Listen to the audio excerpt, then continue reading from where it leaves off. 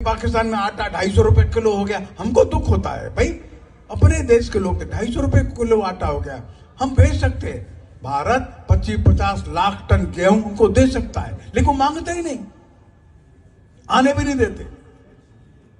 अरे वहां की जनता को भूख से मरने के बजाय भारत के पास सरप्लस गेहूं है, दे सकता है। अरे 70 साल पहले हमारे साथ ही थे। आरएसएस के जनरल सेक्रेटरी कृष्ण गोपाल साहब हैं और उन्होंने कहा है कि जी हमें we should help Pakistan, crisis में है। तो फाइनेंस मिनिस्टर्स हैं और सेंट्रल बैंक गवर्नर्स हैं G20 के, वो डिस्कशन कर रहे हैं। IMF की हेड इंडिया आए हुए हैं। आरएसएस पाकिस्तान का मुंह तो बंद कर दिया, क्योंकि उसने ऑफर की एक ऐसे टाइम पे जब मुस्लिम उम्मा के कंट्रीज भी पाकिस्तान को गेहूं नहीं दे रहे, वीट नहीं दे रहे।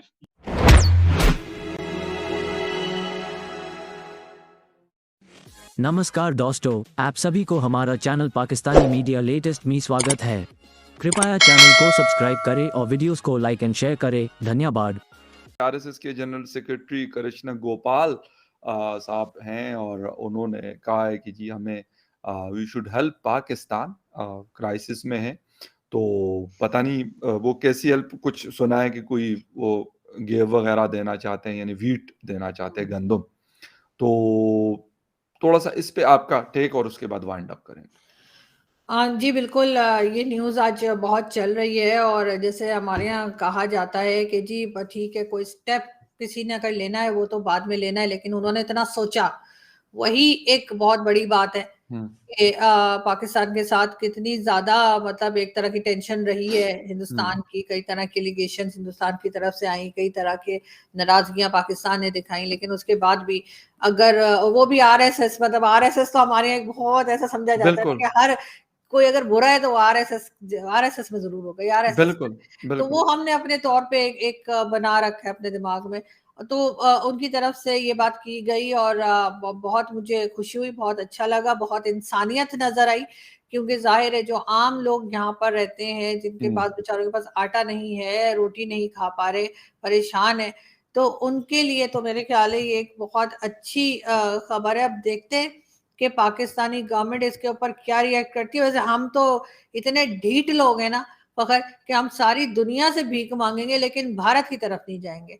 हम कहेंगे नहीं जी नहीं, भारत तो हमारा दुश्मन है। और वैसे भी अगर हमने भारत से ले लिया कुछ, तो फिर जब हालात सही हो जाएंगे उसके बाद हम जो है वो डिफेंस बजट कैसे बढ़ेगा, क्योंकि भारत तो हमें मदद कर चुका होगा, हमारा दोस्त ना सही लेकिन फिर भी दुश्मन नहीं रह गया होगा। तो ऐसी सूरत में जो है वो ये लोग बड़ी दूर की क्योंकि सोचते हैं ना, तो इस वजह से मेरे ख्याल है यही बात करोगे। जो कहते हैं ना कि वो एक बच्चन साहब की मूवी थी, मुझे नाम इस वक्त याद नहीं आ रहा, लेकिन आई एम श्योर कि हमारी ऑडियंस जो है वो जरूर जानती होगी। तो उसमें हाँ याद है, वो थी सरकार फिल्म थी, तो उसमें बच्चन साहब कहते हैं कि नजदीकी फायदे से पहले दूर का नुकसान सोचना चाहिए। तो मेरा ख्याल है जो नजदीकी फायदा इनको है हो जाएगा। हमारी जो गवर्नमेंट है और हमारी जो पॉलिसी मेकर हैं कि इन्हें वहां से गंदम मिल जाए या फिर ट्रेड शुरू हो जाए भारत से, तो ये दूर का नुकसान सोचेंगे। दूर का नुकसान इनका ये कि बाद में ये पाकिस्तानी पब्लिक को चूरन नहीं चटा सकते कि जी भारत हमारा दुश्मन है और हमारे ऊपर हमला करने वाला है। वैसे अगर ये कुछ करे ना करे, पब्लिक को अभी भी काफी कुछ समझ आ गई है मेरे ख्याल से। लेकिन अमेरिकन जो हैं वो इंडिया के ऊपर डिपेंडेंट है कि रशिया को मनाओ। जब इंडिया के पास इस तरह की लिवरेज होती है तो क्या आप समझ रहे हैं कि इंडिया रशिया की बात, इंडिया अमेरिका की बात मानते हुए उस प्रोसेस को स्टार्ट करेगा? सवाल ही पैदा नहीं होता। इंडिया वो डिफिकल्ट मुल्क है जिसको पूरे यूरोप और अमेरिका को डील करना पड़ेगा। देखिए, अमेरिका और यूरोप को एक बहुत बड़ा एडवांटेज ये था कि इनकी आइडियोलॉजिकल पॉलिटिकल जो अंडरस्टैंडिंग है वो मिलती थी। ये जो इंडिया है, ये जिस इंडिया में अभी उनको डील करना पड़ रहा है, ये वो इंडिया जो समझ रहा है 75 साल बाद कि इंडिया के जो एज ए नेशन हमें अपनी ओरिएंटेशन बदलनी है, और उस ओरिएंटेशन में बदलने हुए वो जो जो उनको करना पड़े वो करेंगे कि हमें किस तरह डायरेक्शन बदलनी है, ओरिएंटेशन किस तरह बदलनी है, स्टेट की आउटलुक किस तरह बदलनी है, ये उस इंडिया से बात कर रहे हैं। सो ये इंडिया यूरोप और अमेरिका के डेमोक्रेटिक पॉलिटिकल और वो जो वैल्यूज हैं उनके साथ फिट नहीं करता। ये इंडिया अपना, इनका एक अपनी, जिसे कहते हैं ना वो, क्योंकि ये इंडिया तो trying to discover itself in a way कि वो कह रहा है कि भाईजान ये जो हमारे ऊपर ये जो डंडा रखा हुआ है ना कि जी हम वो कॉलोनियल माइंडसेट है, इससे तो बाहर निकलना है। तो यहाँ पे तो पहले बड़ी रेजिस्टेंस है इंडिया के अंदर, और ये गोरे को समझते हैं कि साढ़े डोमिनेट करेगा, वो पहले बड़ा गुस्सा पुराना है। और हमारे बहुत सारे इंडियंस और पाकिस्तानियों को तो पता ही नहीं गोरा कौन है। जेड़ा जर्मनी का आ जाओ भी गोरा कहने, जेड़ा फ्रांस का आ जाओ भी गोरा है। हमें अभी तो हमें जनरल पब्लिक को इतना ज्यादा नहीं पता कि गोरा कौन है। सो जितना चिट्टा रंग होता है गोरा एक्सटेंड है। लेकिन यहाँ पे क्वेश्चन ये है कि पाकिस्तान जो इंडिया है, इस इंडिया को डील करना अमेरिका के लिए बहुत मुश्किल है। और ये इंडिया जो अमेरिका का पार्टनर होगा, it will not be like European union की तरह या यूरोप की तरह नहीं होगा कि ठीक है जनाब आप चले वहां से और वहां पे यूरोप में है, यूरोप और ये सारे एक ही सारे जो अमेरिकन से तो यूरोप जो गए नहीं होते, ये सारी जो कॉलोनी थी अमेरिका यहीं से निकले हुए हैं। तो वो कल्चर, वैल्यूज, रिलीजन बहुत कुछ जो है वो इनका मिलता जुलता है। लेकिन इंडिया का ना रिलीजन मिलता है, ना उस तरह का कल्चर है, ना उस तरह की वैल्यूज हैं। ठीक है, लार्जर एक इंडिया की हम कहते हैं लिबरल डेमोक्रेसी है। इंडियंस मानते नहीं इस चीज को कि ये लिबरल डेमोक्रेसी, लेकिन ऑब्वियसली जब आप अपनी डोमेस्टिक और कल्चरल वैल्यूज को इनकॉर्पोरेट करते हैं वेस्टर्न पॉलिटिकल थॉट प्रोसेस में या वेस्टर्न पॉलिटिकल इंस्टीट्यूशन में, तो वो सारे 100% सिंक तो नहीं करता ना। इंडिया का अपना एक रिलीजन है, इंडिया की अपनी सिविलाइजेशन है, उनका अपना एक कल्चर है, उनकी वैल्यू है, वो भी तो वो स्टेट क्राफ्ट के अंदर आती है, वो भी तो सिस्टम के अंदर, वैल्यूज के अंदर, वो भले मीडिया हो, वो डेमोक्रेसी हो, वो पार्लियामेंट हो, वो डेमोक्रेटिक वैल्यूज हो, वो उस तरह वो लिबरल डेमोक्रेसी नहीं हो सकती। इंडिया की डेमोक्रेसी कभी भी लिबरल डेमोक्रेसी नहीं हो सकती, बिकॉज उनका अपना एक प्रॉपर मैकेनिज्म है। जिस तरह पाकिस्तान है, हम कभी भी लिबरल डेमोक्रेसी नहीं हो सकते, बिकॉज हमारे पीछे इस्लामिक रियासत, हमारी जो अपनी वैल्यूज है खिते की, हमारी कल्चरल रिलीजियस वैल्यूज है, वो इनकॉर्पोरेट होती हैं।